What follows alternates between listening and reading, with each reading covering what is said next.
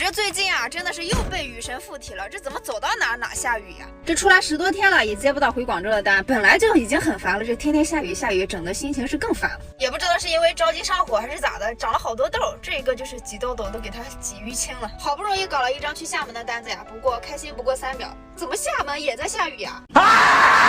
装的是一些发往境外的包材，来的时候说小箱的有120箱，我的车子装不下。我说你放心装吧，这么看来再装10箱都没问题。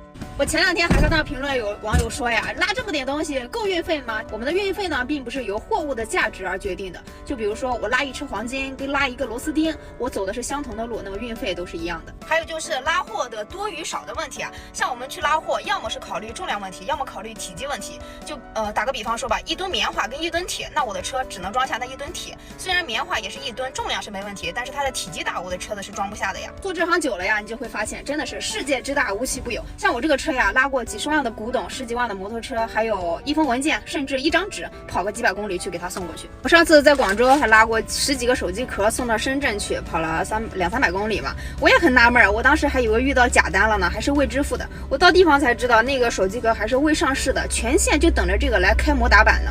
所以说啊，这些东西我们就只负责把货给人安全送到就得了。你们有拉过一些什么特别让人匪夷所思的东西吗？出发了。